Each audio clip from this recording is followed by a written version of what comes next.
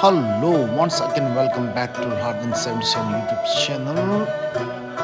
Tibet is one of the most restricted and politically sensitive regions there. Its access to foreign visitors remains tightly controlled.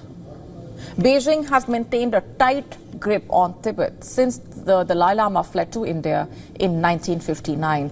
While earthquakes are common in this part of the world, it's important to note that large-scale infrastructure construction is not.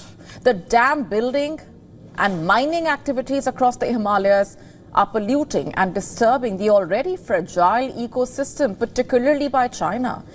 The Chinese regime has been recklessly mining, digging and constructing infrastructure in Tibet. And this is despite alarming warnings about social and ecological concerns from critics as well as experts. You see, ever since China militarily occupied Tibet, it has been notorious for exploiting the rich mineral resources of the region with impunity. The mineral exploitation and mining started with small projects in the late 1950s, and now they have increased multifold.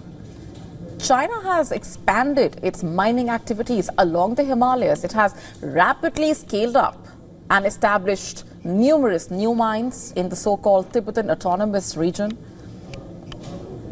Several of these mines have been turned into some of the largest mineral extraction sites in the world, and all this overlooks safety measures, reportedly disregarding the fragile ecosystem. China's unchecked expansion, in a way, resulted in landslides. We are talking about the devastating landslide of 2013. 83 miners tragically lost their lives after being trapped in the Gyama mine in Mezokung County in Tibet Autonomous Region. The Gyama mine is operated by Huatalong Mining Development, a subsidiary of the China National Gold Group Corporation, which is Chinese state-owned enterprise. Experts who studied the impact of Chinese policy on Tibet suspected that the landslide could have been a man-made disaster. Nearly a decade later, the Chinese government continues to see Tibet as an opportunity to enrich their coffers in a way. Recently, China has also made a big breakthrough, by the way, in mineral exploration on the Tibetan Plateau. On Monday, researchers from the China Geological Survey said more than 20 million metric tons of new copper resources have been uncovered on the Tibetan Plateau. The Chinese researchers estimating that Tibet's copper potential could reach 150 million tons. And let's not forget, China is also operating the biggest chromite mine in Tibet, the Norbusa mine, located in the north of Lunse.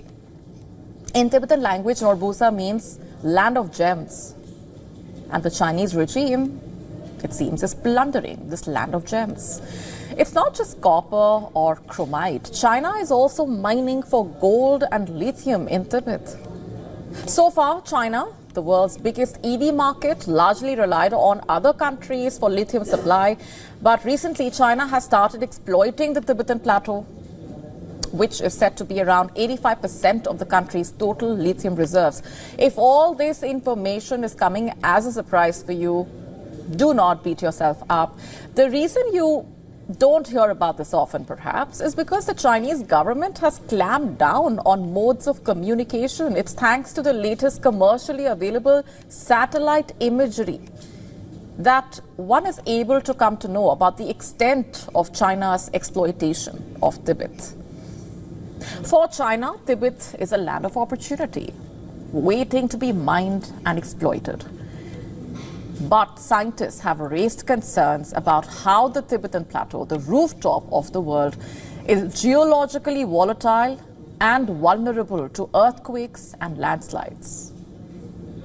In fact, critics have flagged concerns about how the Xi Jinping-led Chinese government is posing increased threats of instability. China's mining and dam projects have heightened risks of natural disasters like earthquake, landslides. And that's just one part of the story. We are not even talking about the health hazards, cultural subjugation of the Tibetans, pollution, environmental damage, and the degradation of the ecologically sensitive Tibetan plateau.